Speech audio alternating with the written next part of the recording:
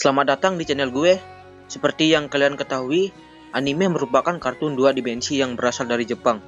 Istilah anime bukan hal yang baru bagi banyak orang, khususnya di Indonesia. Kepopuleran anime menyebabkan banyak orang yang menggemarinya. Perlu kalian ketahui bahwa sebenarnya fans anime mempunyai beberapa tingkatan. Tingkatan tersebut dibagi berdasarkan tingkat kecanduan seseorang terhadap anime. Berikut ini 8 tingkatan penggemar anime berdasarkan tingkat kecanduan mereka. Namun sebelum itu, kita intro dulu. お前はもう死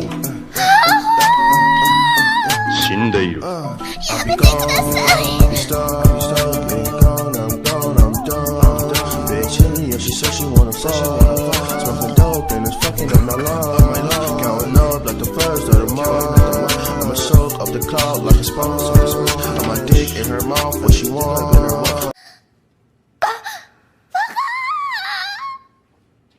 おかえりなさい、兄さん。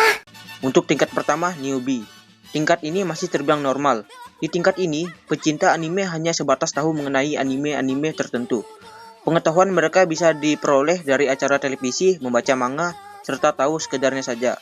Apabila mereka ditanya perihal anime, maka penggemar anime tersebut terlihat masih awam atau masih belum mengenal anime secara keseluruhan ya cuy. Mungkin ini terbilang saat gue masih bocil ya cuy, cuman tahu anime di TV saja. Contohnya Naruto, Ninja Hattori, Doraemon dan sebagainya lah cuy. おかえりなさい、兄さん。 Tingkat kedua, anime lovers. Sebagai anime lovers, mereka biasanya mulai memperlihatkan tanda-tanda pengetahuan banyak akan anime. Namun mereka belum tentu hafal nama tokoh maupun alur cerita dari anime tersebut. Ya, salah satunya adalah gue. Gue suka nonton anime tapi gue nggak tahu alur ceritanya ataupun nama-nama tokoh pun gue masih belum hafal ya cuy. Jadi hanya mungkin sebagian tokoh saja yang gue hafal nama-namanya ya cuy. おかえりなさい、兄さん。 Tingkatan ketiga, otaku.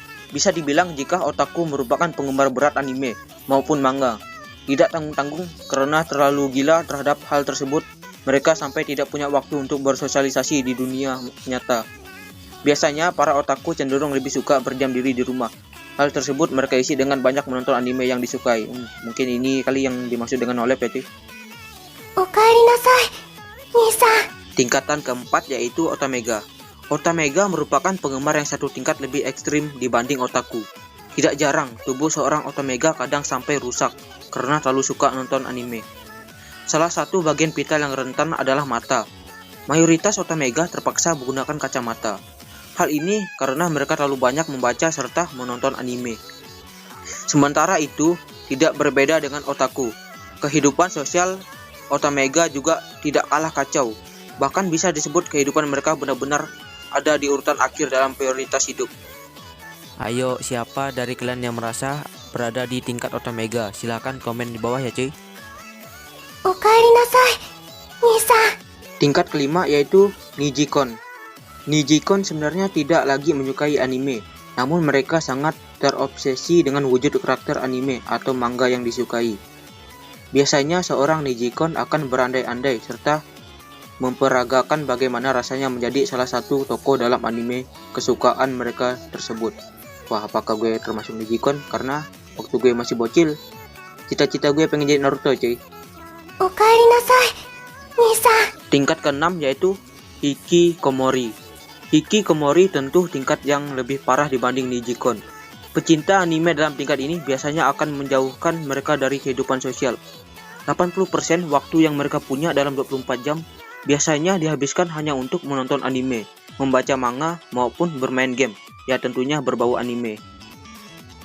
Seorang hikikomori biasanya tidak suka bermain bersama teman-teman mereka, dan apabila ditanya perihal siapa teman mereka, maka jawaban mereka adalah waifu.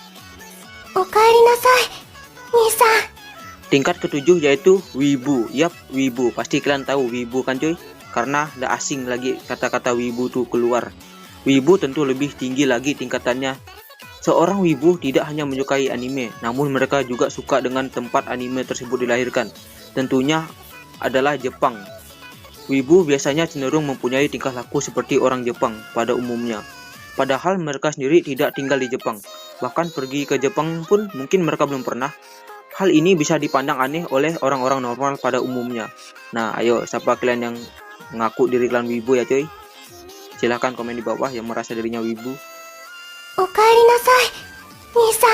Tingkat ke-8 yaitu Wapanes. Wapanes merupakan stadium akut dari tingkatan penggemar anime. Seorang Wapanes biasanya sangat terobsesi dengan budaya Jepang.